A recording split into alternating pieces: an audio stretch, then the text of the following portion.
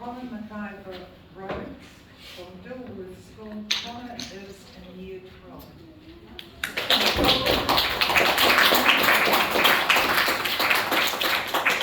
Please, Connor, the floor is yours.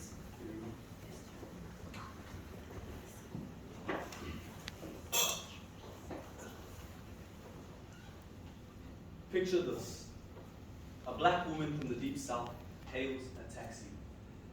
The cabbie glares at her in disgust and drives off into the night, refusing to look up a member of an inferior race. This woman endures demeaning, belittling insults throughout her everyday life. Darkie, tapa, sloth, other names that disgust me too much to repeat. Many local businesses refuse her access to their toilets, while her children must undergo the humiliation of using separate toilets at the local public school.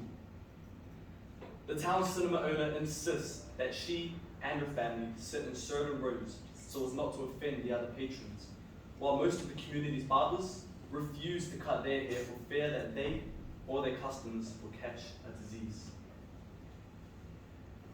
Her home is a makeshift lean-to on the outskirts of the town and a slum dubbed the reservation, as it is reserved for members of her race to keep them away from the white folk. It is made of old benzene cans, burlap bags, and discarded boards. Yes, American and South African discrimination have a long, sordid history, but this description of racial intolerance is not from the southern United States or South Africa, but from South Auckland, New Zealand. This is an extract written in Robert E. Bartholomew's publication, No Māori Allowed, New Zealand's forgotten history of racial segregation. Now, as I glared at each page of this book, sentence by sentence, word by word, I was struck with a sadness far deeper than I could have imagined. Racial discrimination affects every part of our planet and every part of our beautiful New Zealand, through our personal lives, our cities, and our country. With that, let's dive into my first concern. Now, this may be a window into the past 1920s Pukekoi. However, we can just as likely see through the same window a very similar reality today. My nana and her whānau moved to Pukekoi in 1944. Needing to make money, they relocated from their farm down in Saru and made a living from the market gardens. The buildings they lived in were rat-infested squalors, and sometimes in sheds. My great-grandfather was forced to ration out food so that it would last the entire family for at least a week, in which they ended up starving. When I was learning about my nana's past, I also found out that she was given a white name, Josie, because they couldn't pronounce her Māori name, Hara. The most unpleasant thing to discover, however, was the fact that juniors at the local school were required to strip naked and were drenched in disinfectant in order to cleanse them of any kind of diseases they might have. The buildings for Māori kids was at the back of the school, away from the white kids. And the same story goes for barbers, for movie theatres, and other places of so-called service. Obviously, Māori and Pākehā were treated very, very differently. English became the dominant language of Aotearoa, and therefore, te reo Māori was not allowed, and serious consequences were given to anyone who recorded a Māori. If ever my nan went the whole day without speaking Māori, she'd be given a reward, a stale biscuit, much like how you reward a dog after it's performed a new trick you've taught him. This was the process in which my nana and her whānau, and all people who identified as Māori, were slowly stripped of their language, their history, and their identity. My nan always told me to use my taringa and to speak up, and with that in mind, I believe that these are two personal tools we must use to help eradicate racism. I must listen to my whānau's past. I must talk to create a better future with you, all of you. We must respectfully tell people stories because stories deserve to be told. In fact, some stories contain such critical messages that they demand to be told. I consider it a major responsibility to communicate the diverse views and experiences of Māori, Pacific, African, or Asian backgrounds, and other culturally and linguistically diverse backgrounds. Now, I may only represent one of these communities, but I am proud to share my voice. We must research, we must consult, we must ask questions, and to talk, we must first listen. This leads me to my second concern, racism in our cities. The Black Lives Matter movement over the past year has likely caused you to think more about racism, and is probably making you question some of your own attitude, beliefs, and behaviors.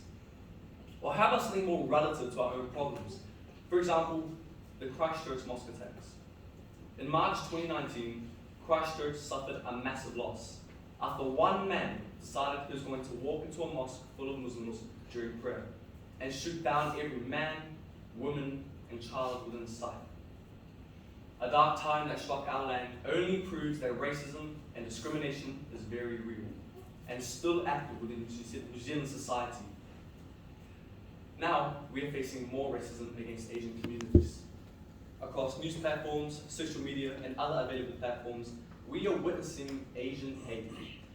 Videos of Asians being brutally mocked, teased, physically beaten are spreading everywhere.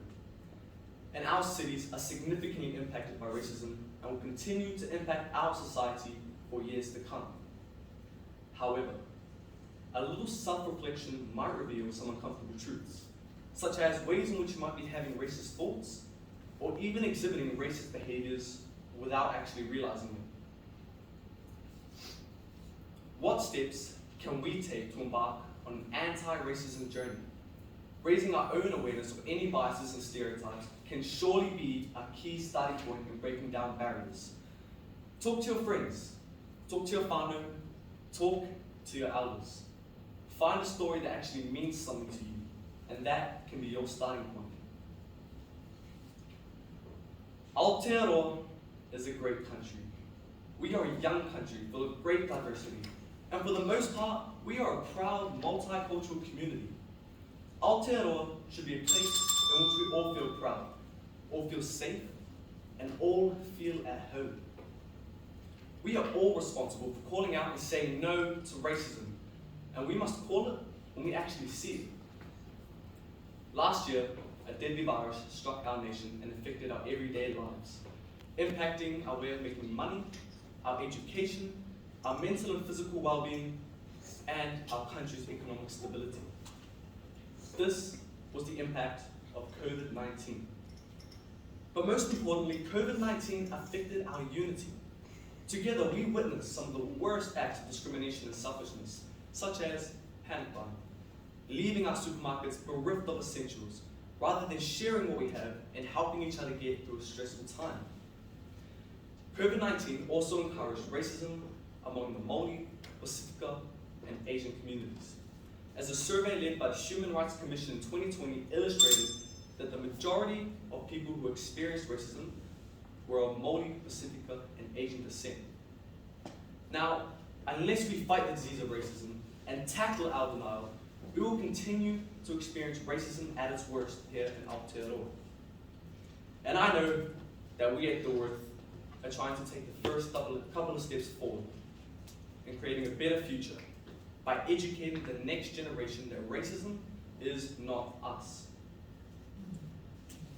To finish off, I would like to challenge each and every one of you to also take one step forward, allowing us to push closer towards our goal of eradicating any type of discrimination, as it is a disease that seeps through our land and infects our minds.